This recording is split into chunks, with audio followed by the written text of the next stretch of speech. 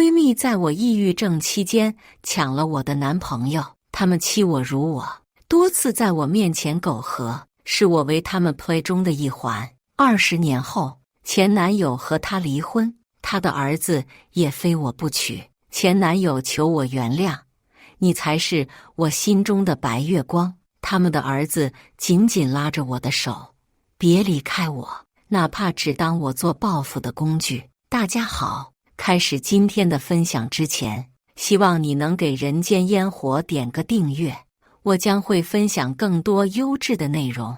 我站在我的房子里，我的房间外，听到2个我熟悉的声音，他们打得火热，而我却站在房门口，浑身冰冷。宝贝，是我比较厉害还是苏柳比厉害？他怎么能跟你比？那个死胖子，我看着就恶心，天天不是哭就是拉着个脸，看着就烦。男人是声音中透露出前所未有的兴奋。房间里是我最好的闺蜜谢贝贝和我的男朋友沈泽林。我不知道沈泽林竟然这样厌恶我。我抑郁的这些年，他陪在我身边，就算我吃药吃的体重剧增，他也不离不弃。我曾以为他是我生命中的光，他们的声音越发大了，好像提起我会让他们格外兴奋。我想推门冲进去，怒斥这2个不要脸的人。手刚刚放在门把手上，我却犹豫了。最后我也只是忍着恶心替他们关上了门。事情已经到了这种地步，我还是没有勇气冲进去看这2个苟合的样子，狗男女。第2天，谢贝贝竟然还像往常一样在公司门口等着我。苏苏，等你好久了，今天我们去吃什么？谢贝贝是我最好的朋友，每天她都会在公司门口等我下班，2个人一起去吃晚饭，比男朋友还要殷勤备至。虽然每次吃饭都是我付钱，但是我甘之如饴。我深知我的抑郁症给身边的人带来了多大的麻烦，而谢贝贝愿意陪着我，我心中是感激的。看着她一切如常的样子，我简直怀疑昨天看到的一切都是幻觉。苏苏，这是你新买的包吗？谢贝贝伸手就将我前些天刚买的包从我身上拿下来，放在手里端详起来。宝贝，你背这个太显胖了，我拿走了，哈哈。他脸上还是带着平常2个人开玩笑时候的笑意。从前他这样说，我一直以为是开玩笑的，原来他从来没有和我开过玩笑，他的每一次嘲讽都是真的。我心头火起，将包包拿回来，心中怒意蓬勃。我拿出手机打给沈泽林，今天也别我们2个一起吃饭了，叫沈泽林一起过来。谢贝贝的脸上浮现出一丝心虚的神色，毕竟他昨天才和沈泽林快活过，今天我就提出一起吃饭，不会是发现什么了吧？苏苏，我才不想和你那个男朋友一起吃饭呢，我们2个的闺蜜时光，不要叫他。怎么，你是只爱偷吃？光明正大的饭你不爱吃？听我这样说，谢贝贝心中一惊，不过也马上冷静了下来。发现了就发现了，这肥婆不会以为沈泽林会选她吧？把沈泽林叫过来，丢脸的也只会是他罢了。这顿饭约在了3人都很熟悉的餐厅，我们经常来这家餐厅一起吃饭，我还没少在这里痛哭流涕，感谢2人对我的照顾。我真是个傻的，人家2个人都照顾到床上去了，我还在这马卡巴卡呢。苏柳，你要理解，你现在这么胖，根本满足不了我只能找别人了。沈泽林神色淡淡，说的理所应当，甚至还给谢贝贝夹了一筷子菜。谢贝贝状似害羞地捶了他一下。死鬼，说什么呢？羞死人了！我被他们2个不要脸的人气的气血上涌，我身体本就不好，被他们这样一激，竟然一下子晕倒在了餐厅里。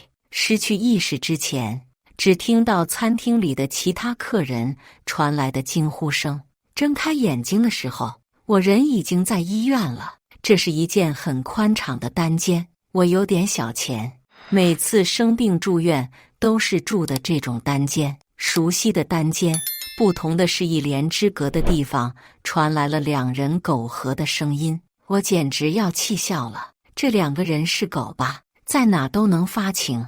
泽林，你轻点，他还在那呢，怕什么？就让他听着。他越听我越兴奋，我心头火起，兴奋，我让你们好好兴奋兴奋。我按了床边的呼叫铃，护士站的护士听到铃声，很快的便赶来房间，入目便是两个人苟合的身影。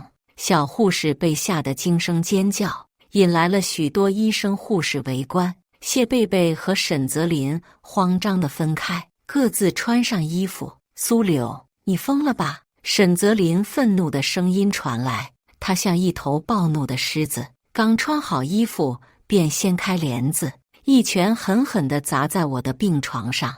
门口围观的医生护士赶紧冲进来把他拉住。病人刚醒，你要做什么？我面上带了一丝笑意，心中只觉得畅快。这对这回可真是出名了，不知道明天他们会不会出现在新闻头条上呢？狗男女，爸爸妈妈赶过来把我接回了家，这还是难得的。我看见两个人一起出现在我面前，一回家我便把自己锁在了房间里。爸爸妈妈在门外焦急地敲着门，柳柳，开门，有什么事和爸爸妈妈说？爸爸妈妈在呢，我想自己待一会。我开口回答，声音是前所未有的阴哑，眼泪大颗大颗地落在地上。我想起我和沈泽林的初识，他说他对我是一见钟情，只一眼就能确定余生的人。刚在一起的事，他确实对我特别特别好。那时候我甚至连香蕉皮都没有自己扒过。我生病了之后，沈泽林更是关怀备至，在每一个我无助的夜晚，身边都是他的身影。他会半夜起来给我煮夜宵，会提醒我按时吃药，会安慰我的每一个坏情绪。什么时候开始变的呢？或许真的是我吃药变胖之后吧。果然是一见钟情，他看上的仅仅是我的皮囊罢了。我失去他了，还是以这种不堪的方式。我打开抽屉，拿着我惯常吃的安眠药，发起呆来。是不是死了就好了呢？是不是我本就不值得被爱？我这样不好，不会有人爱我的，他们只会觉得我麻烦，没有人会接受这样的我。砰的一声，爸爸妈妈闯进了房间，妈妈冲上来抱住我，鼻尖闻到了一丝血味，是爸爸的手臂，他在破门的时候受伤了。爸爸冲过来拿走了我手里的安眠药，妈妈的眼泪落在我脖颈，烫得我生疼。柳柳，都怪妈妈，是妈妈不好，求求你，求求你不要离开妈妈。眼泪夺眶而出，我狠狠地抱住妈妈，尖叫出声，像是要将这些年受过的侮辱全部发泄出去。凭什么我要死？错的是他们，要付出代价的是他们。我要活着，要好好的活，那对，会有报应的。狗男女，我决定彻底和这对撕破脸了。现在回想起来，我之前简直像是被下了降头一样。狗男女，谢贝贝，之前借给你的钱，你尽快还一下。我拿出手机，谢贝贝发了短信。之前他总是在我面前装可怜，今天借了钱，明天又借。那时候我觉得他爹不疼娘不爱的，每天都没什么饭吃，饿得那么瘦，真是可怜。现在看来，可怜的是我这个傻子。谢贝贝的短信马上就过来了，我点开一看，差点被这个厚脸皮的女人气笑了。什么钱？你有证据吗？就来管我要钱，小心我告你诽谤。我颤抖着手把每一次的聊天和转账记录截图发给他，还好我没有删聊天记录的习惯哦。所以呢，隔着屏幕我似乎都能看到谢贝贝恶心的嘴脸。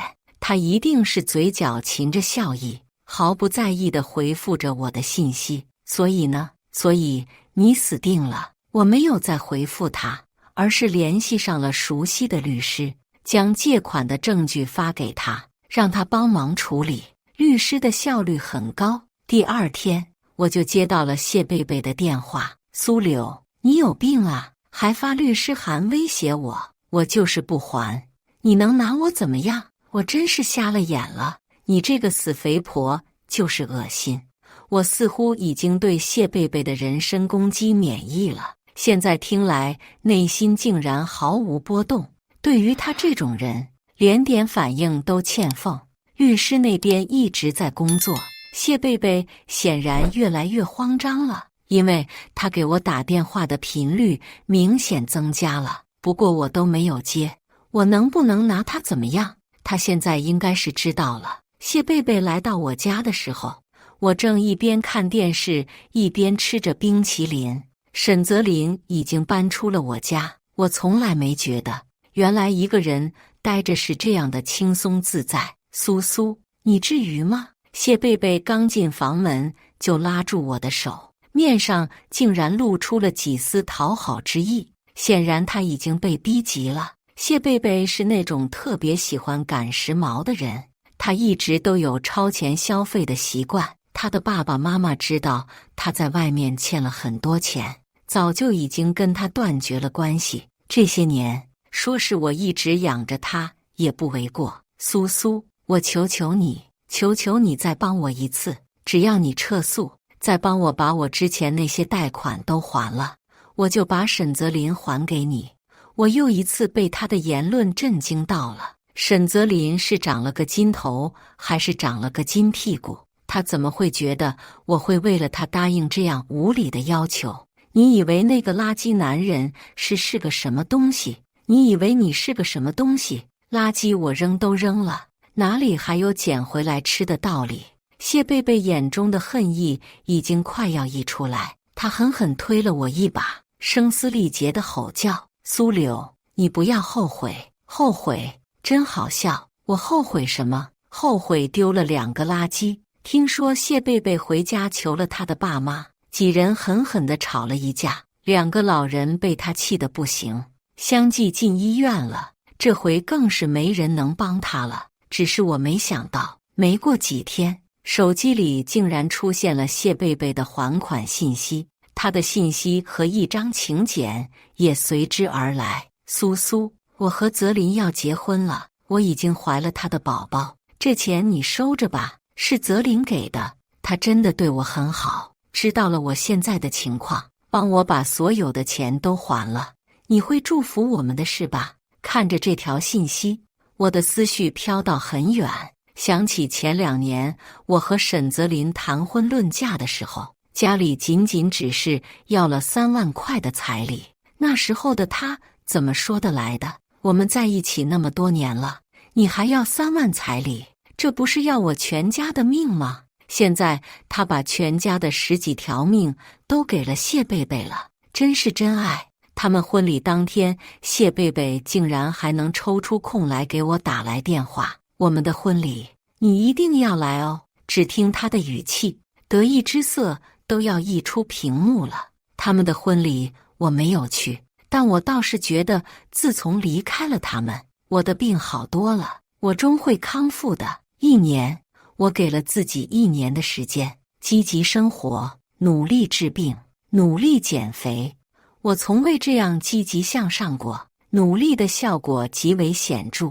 看着镜子里那个恢复了原本的容貌的女人，我捂着嘴巴哭了出来。时间太久了，我差点忘记我生病以前的样子了。谢贝贝和沈泽林的孩子出生了，孩子的满月宴我去了。苏柳，我没想到你会来，这次倒是沈泽林先和我搭了话，他的眼神炙热地盯在我的身上，这眼神我太熟悉了，就像是我们第一次见面的时候一样。他爱的皮囊回来了，但我再也不会和他有任何牵扯了。谢贝贝，孩子真可爱。我抱着谢贝贝的孩子，笑得温柔。他生的是一个男孩，当妈妈是很劳累的。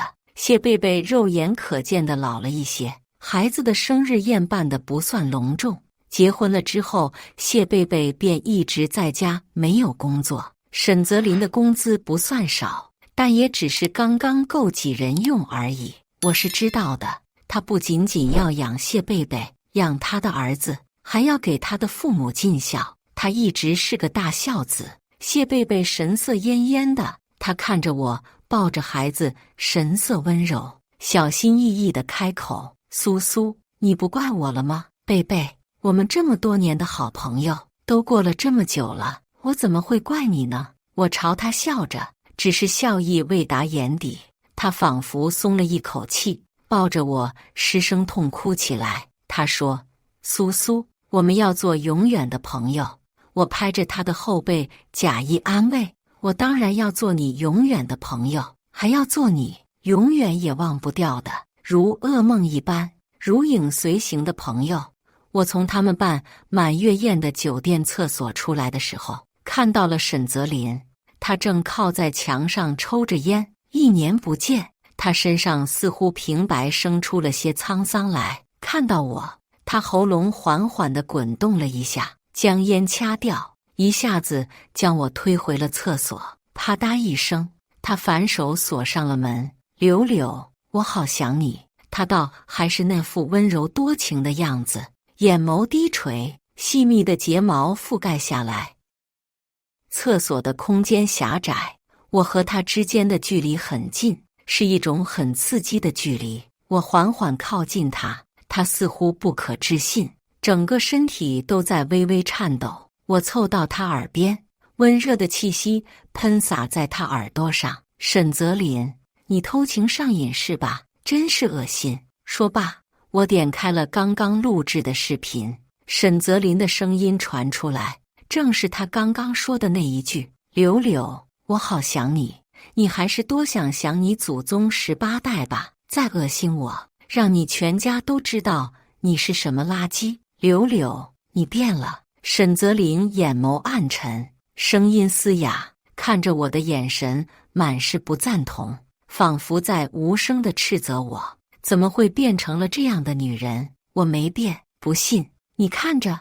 我回手将门打开，整个人尖叫着出了厕所，神色慌张地喊着：“这里有变态呀！有男的进女厕所！”刚上过厕所的几个阿姨吓了一跳，冲过来揪着沈泽林，手脚便招呼上去了。我跟着一起来了2脚，还吐了口水。渣男，活该！几个阿姨报了警，警察把沈泽林抓去公安局做笔录了。他当然不敢说出他去女厕所是想干什么，只能自认倒霉。谢贝贝哭得很伤心，她扑到我身上：“苏苏，我真的好后悔，好后悔和沈泽林在一起。还好你能原谅我，不然我就不活了。”我假意温柔地安慰她，心中哪能不知道她打的什么主意。她只是不想放弃我这个大方的可移动 ATM 机。没关系的，贝贝，孩子有什么需要你尽管说，我会帮你的。谢贝贝眼中闪过一丝惊喜，满脸都是抑制不住的得逞的笑意。我心中暗叹，谢贝贝这是生孩子太累了，演技都下降了。要是之前，他一定不会让我看出端倪的。20年，我几乎是一手给谢贝贝养大了孩子。他们的孩子叫沈宇，小家伙真的很会长，几乎是集齐了爸爸妈妈的所有优点。沈泽林本就是很帅气的，就算是现在40多岁了，还是一个帅气挺拔的中年男人。沈宇却要比他爸爸更加帅气一些。整个学生生涯蝉联了几届校草，这都是沈宇亲口和我显摆的。他和我的关系非常好，甚至比和他父母的关系都要好。前年我因为工作原因调离了之前的城市，沈宇还黏着我不开心了很久。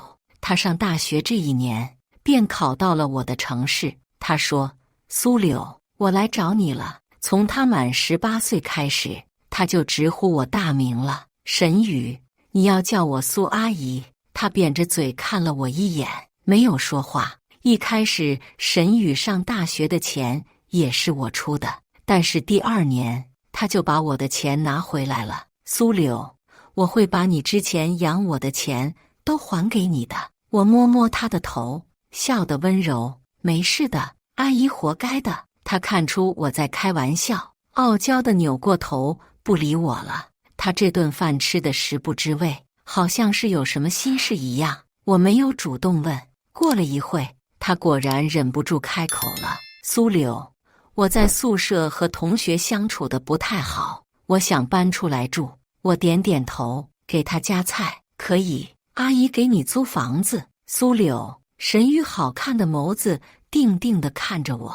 我的意思是，我想去你那里住。话音刚落，他的脸倒是红了个透彻。我的意思是，反正你工作忙，也不怎么回去住，我去住，我可以给你交房租，还可以给你打扫卫生。我一个瓶还没放，沈宇已经把大招放了。他紧张地观察着我的神色，我轻轻皱了皱眉，做出一副为难的样子。好吧，反正阿姨答应你妈妈照顾你的。次日，沈宇刚刚下课，就欢天喜地地把行李搬到了我家。他已经大3了，课不算多，待在家里的时间甚至比我还要多。不得不说，他和沈泽林真的是很像。2个人做饭的手艺都是一样的好。沈泽林年轻的时候应该也是像他这样吧。看着我的眼神单纯又炙热。苏柳，好吃吗？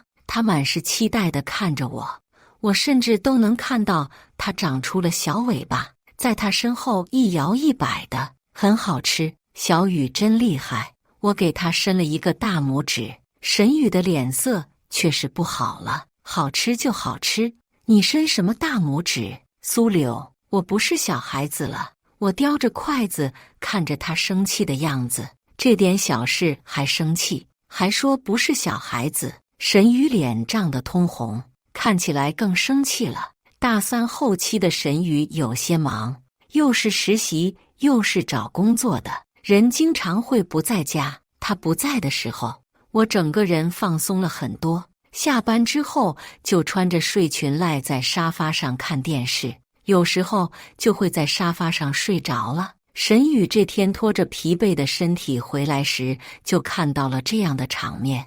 我穿着墨绿色的丝质睡裙，整个人窝在沙发上睡着了。虽然已经40多岁了，但是我保养得很好，身材依然曼妙。电视里播放着电视剧，家里只开了一盏小灯。我躺在沙发上，浑然不知道他已经回来了。之前他在家的时候，我一向都穿得很严实，有暧昧的气息掺杂在电视的声音里，不受控制的发酵，一点点的向外扩散。也许是受到了什么蛊惑，沈宇走到沙发前，俯下身子靠近我，我们的距离很近，近到他热热的呼吸喷洒在我的脸颊。男孩身上迸发出强烈的荷尔蒙的味道，在我周身萦绕。我睁开眼，小雨，你想做什么？经过上次的那件事，沈宇已经有好几天都是躲着我走了。每次一靠近他，他就像受了惊的兔子，浑身都通红。这天下班，我喝了点小酒，整个人跌跌撞撞地回到家里，开了几次门都没有开。沈宇拉开了门，我一时不察，跌进了他的怀里。苏柳，你怎么喝了这么多酒？他双手微微用力将我抱起。20岁的男孩果然有的是力气。泽林，我摸着沈宇的脸，口中却叫着他爸爸的名字。男孩果然出离的愤怒了，他一把将我扔在了沙发上。苏柳，你睁开眼睛看看，我是谁？他的声音又哑又委屈，张牙舞爪的样子像是一只被主人丢弃的小猫。你在说什么呀？你是沈泽林呀？男孩狠狠地压下来，我嘴唇上一痛，嘴巴里尝到了一丝血腥味。我一下子清醒过来，什么小猫？明明是一只会咬人的小狗。其实我一直很清醒，清醒地看着沈宇叫着沈泽林的名字，清醒地看着沈宇气急败坏，清醒地看着沈宇沉沦。小雨，我跌跌撞撞地站起身。你是小狗吗？为什么要咬阿姨？阿姨，阿姨，去你的阿姨！苏柳，我不信你不知道我的心意。沈宇的眼圈红红的，委屈的样子特别惹人怜爱。但是没办法，我喝醉了。我朝他勾勾手。小雨，我话刚说了个开头，我便呕的一声吐了他一身。什么心意不心意的，沈宇也顾不得想了。服了，我真是欠你的。看着沈宇熟练地收拾着的背影，我心里想着，或许你说对了呢，你真的是欠我的。我已经40多岁了，一直没有结婚，没有交男朋友，但说实在的，成年人的欲望我也有。这天我带回家的男人很是帅气，是那种成熟男人的魅力。沈宇已经连着几天打工、实习、找工作。我带人回来亲吻的难舍难分的时候，他正在补眠。听到声音出来的时候，整个人都傻了。这还是他第一次看到我和除了他以外的男人接触。他猛地冲了上来，拉开了男人。男人眼中还布满了情欲。六，他是谁？我浑身酒气，将男人从沈宇的手中拉出来。哦，是朋友家的小孩子，借住在我这里。说完，我看着眼圈通红、浑身颤抖、机遇发狂的沈宇，对不起哦，小雨，阿姨不知道你在家，你休息，我们出去。他怔怔地看着我，不知名的情绪在眼底涌动，仿佛下一秒就要失控。他冲上来，一把将男人推出门外，砰的一声关上门，猛地把我按在了门上。我还没有反应过来，他发狂似的吻便落了下来。我想推开他，他却狠狠地扣着我的手指，不肯让我动弹。门外的男人敲着门：“六，你没事吧？”沈宇的声音哑得厉害，叫他走。看我没动作，甚至还想给他开门，沈宇一下子便崩溃了，眼泪大颗大颗地落下。他声音中带上了很浓很浓的乞求的意味：“苏柳，让他走，我不要看到别人，求求你，让他走。”我无奈，只得冲着门口说了一声：“实在不好意思，这孩子今天不知道怎么了，我们下次再联系。”成熟的男人一向很沉得住气，门外的人只是关心了几句，叮嘱我有事联系他，便缓步离开了。男孩仿佛脱力了一般，瘫坐在地，他哭得很惨，比我当时发现他妈妈和我男朋友在一起了的时候哭得还要惨。苏柳，你能不能别不要我？他们有什么好，我也可以的，你再等等我好不好？我蹲下身子，轻轻擦掉他脸上的眼泪。沈宇，别和阿姨开玩笑，你才20岁，阿姨已经43岁了。我看你啊，就是该找个女朋友了，省得天天在阿姨这里说胡话。他觉得我说话的语气倒真像是他的长辈了一般。沈宇很快就交到了女朋友，他没有带她去见爸妈，反而是领着女朋友来到我家见我。女孩很年轻，很漂亮，两个人拉着手，靠得很近，看起来般配极了。苏柳，这是我的女朋友。他明明是在向我介绍他的女朋友，眼睛却是死死地盯着我，让人想忽略都难。我温柔地笑笑，像是每一个见到小辈女朋友的长辈一样，和蔼地拉着小女孩的手。小雨的女朋友真好看。我看到沈宇的手微微地捏紧，眼中满是紧张。等我一下，给两人倒了杯水，便回到卧室。沈宇跟着我来到门口，他靠在门边。苏柳，你不开心了吗？他语气中都是期待。他那样单纯，总是能让人一眼就看穿。我回过身，手里多了2个红包，摸了摸他的头道：“怎么会？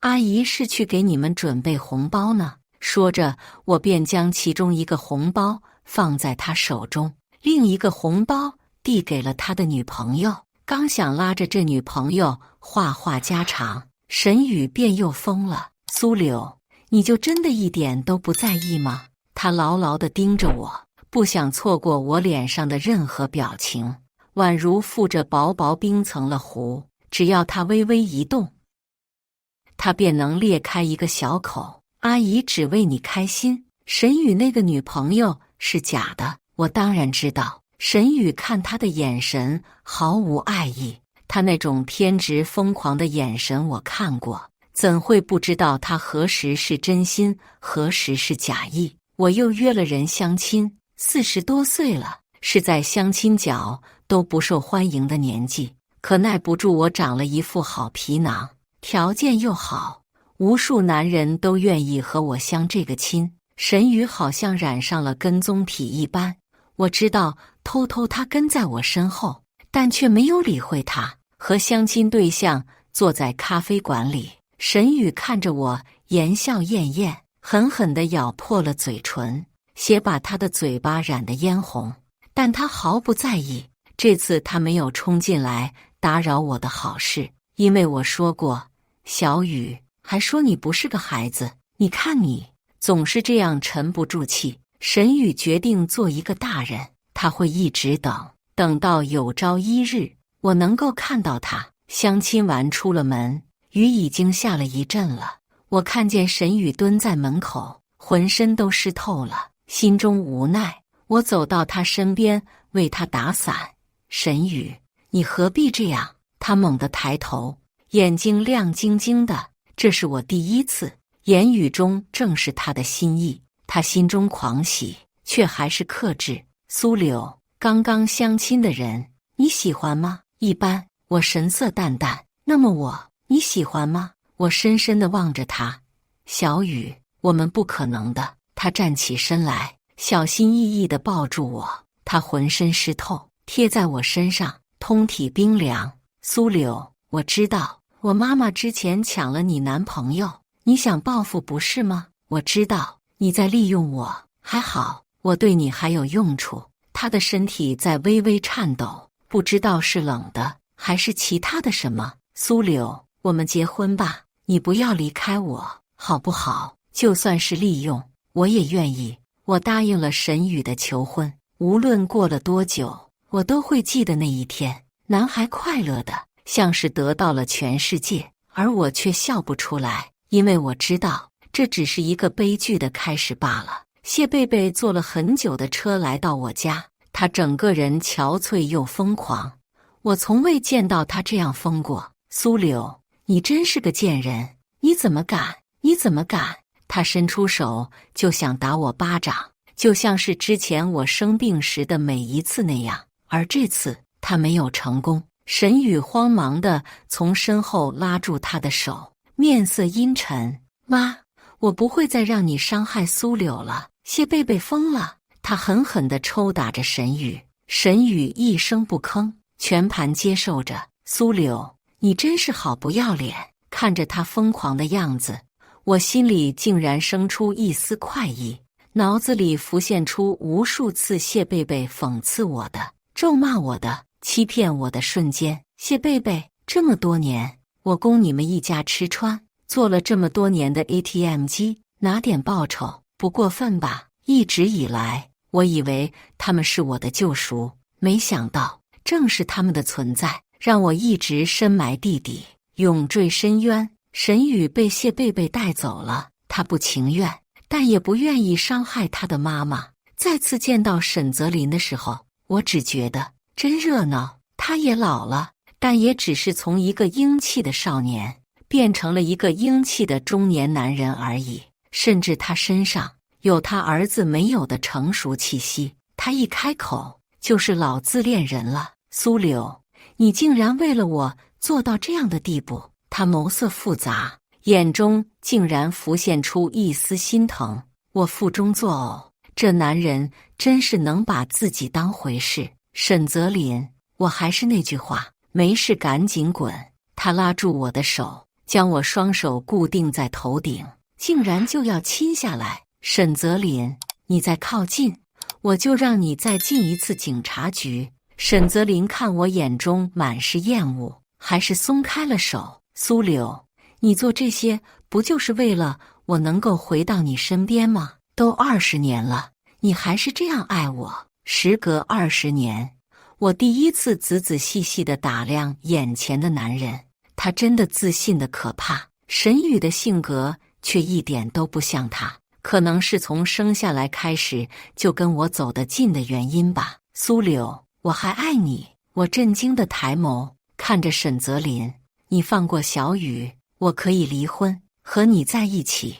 他低垂着眼眸，叫人看不清他眼中的神色。我勾起嘴角，露出了一个满是嘲讽的笑，声音勾人，像是要引他入深渊。好啊，我等你离婚。沈泽林和谢贝贝闹离婚的事闹得沸沸扬扬，就连爸妈都打电话过来问我发生了什么事。我怎么知道他们发生了什么事呢？我一脸无辜，可能就是渣男喜新厌旧，一辈子都在寻找刺激呗。两人离婚的战线拉得很长，沈泽林铁了心向离，而谢贝贝死活不肯，一哭二闹三上吊的招数全都用了个遍，但是没有用。沈泽林就是这样的人，他冷情冷血，其实不爱任何人，他爱的只是那种刺激的，让他血脉喷张的感觉。沈泽林拿着离婚证来找我的时候，整个人开心得像个孩子，就像是我们初见时那样，他眼里满是热忱。苏柳，我离婚了，我们可以在一起了。让我想想，他那些话是怎么说来的？你怎么能跟你儿子比？你这种老男人，我看着就恶心，天天不是虚情就是假意，看着就烦。沈泽林如遭雷劈，但他确实是年龄大了，不像年轻时候那般沉不住气。苏柳，你怎么骂我，怎么打我都好，我知道是我对不起你，你知道吗？这些年我每天都很后悔，我真的很想你。过了这么久，我终于明白了自己的心意，原来我一直爱的都是你。真是可笑，一直爱的都是我，却还和谢贝贝生了个20岁的大儿子。一直爱的都是我，还会在我最脆弱最无助的时候给我致命一击。和他在一起之后，生命中的所有不幸都是他带来的，他现在却在这里大言不惭地说爱我。沈泽林，你算个什么东西？凭什么觉得我会和你在一起？沈泽林一开始还很冷静，他在我的城市租了房子，像年轻的时候一样，天天缠着我，给我买这买那，祈求我能够回心转意。可是我一直冷冷淡淡的，直到他在我家的楼梯间里看到我和沈宇正在接吻，他彻底疯了。他手上拿着一把刀，便冲过来。沈宇把我推开，自己却撞上了那把刀。沈宇一直是个有心机的孩子，我知道他是故意的。警察来把沈泽林抓走的时候，他眼中依然满是疯狂和不甘。他不信我会这样对他。救护车来的时候，沈宇一直拉着我不肯松手，没办法，我只好陪着他一起进了救护车。去了医院，他流了很多血，面色惨白。他问我，苏柳，现在一切都向着你计划的方向发展了，你可别不要我。以上就是今天分享的故事，大家有什么想说的、想吐槽的，欢迎在下方评论交流，也更希望能给人间烟火点个订阅，我将会分享更多优质的故事内容。